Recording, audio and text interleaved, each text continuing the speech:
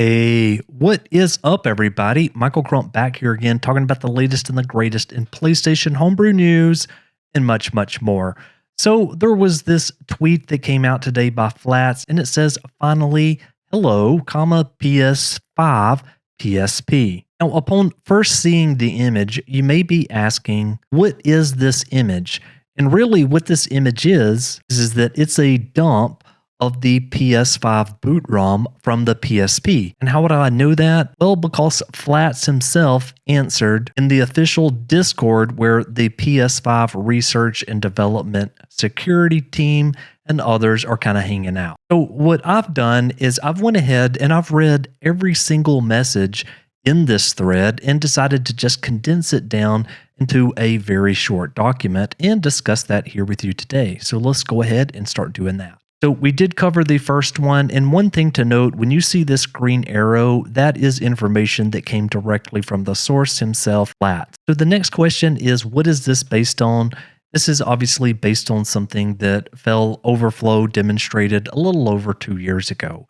Now, you're probably asking, has he talked to them? And the answer is yes. Again, in this green arrow is his words. He said, we even compared our dumps today, which is great information that he is talking to Fell Overflow. Now, another question that I've seen pop up a couple of different times is, what is the PSP? And so you can think of this as AMD's platform security processor. And in Flats's word, he said, PSP is a root of trust. It contains code to boot the system, key seeds, etc. Meaning that now that he has access to this, then he can obviously do things like decrypt firmwares or do other very interesting things. Then there's a lot of questions about how is this actually being performed. So this is 100% through software. There's no sort of hardware that's involved here, like there's no mod chips or anything like that.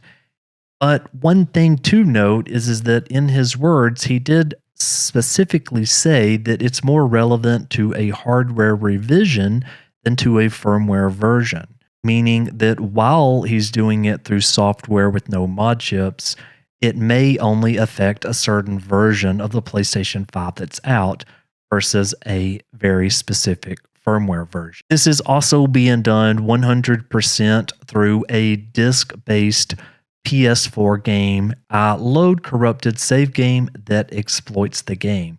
So again, this is coming from a PlayStation 4 game. Then the question was why not something like the PlayStation Network, that what we have right now with Okage Shadow King? And his response was, I don't want to use PSN games since they require these other sort of fields. And it absolutely makes sense.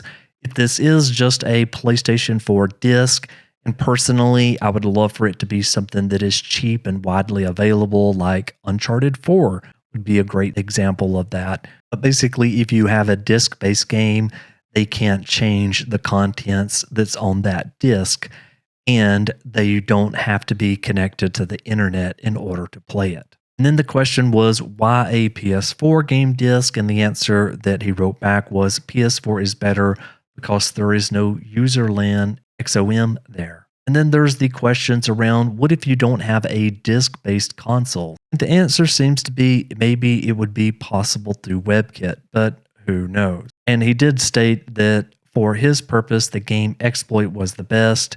It still works on any firmware. Now, I know everybody wants to know, can we get custom firmware out of this? And here is what he wrote with that. It could be CFW if there are some vulnerabilities that could be exploited, but I don't know if there is any need to reverse.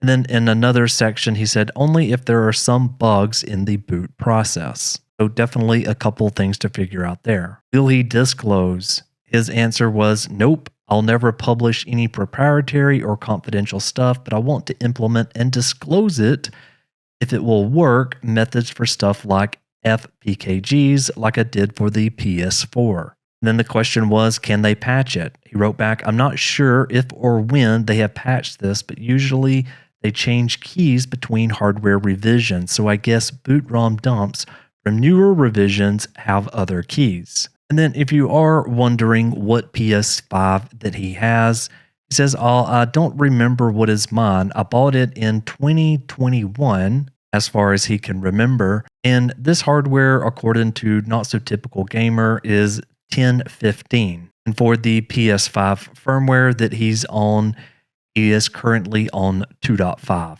What is this bug? This is something that's not disclosed at all anywhere. It's nothing that you can find information on. And then, just like for the PlayStation 4 and with Goldhen, do you have to run this exploit over and over again? And he said, it's just real time mods. Same applies here. So every time that you wanted to get your PlayStation 5 in that mode, that basically means you would have to run the exploit, just like what we do right now with the exFAT exploit on PlayStation 4. And then I know the big question a lot of people have is, what about piracy? He did state that FPKGs will be at some point. But then a little bit later on, I saw, I guess FPKGs can be implemented without the hypervisor, but I don't know for sure. But it does look like he is at least going to be at least helping get the FPKGs working on the PlayStation 5. So the next step is, the idea is getting keys for IPL, then the keys for the SSD. So I'll be able to decrypt my IPL from the SSD dump and reverse it, get the keys, etc. Basically, what all this means is that we're in the waiting game for now, and that it will be exciting seeing how this unfolds over the coming days, weeks, and months. So thank you so very much for watching, and I'll see you on the next one. Michael, out.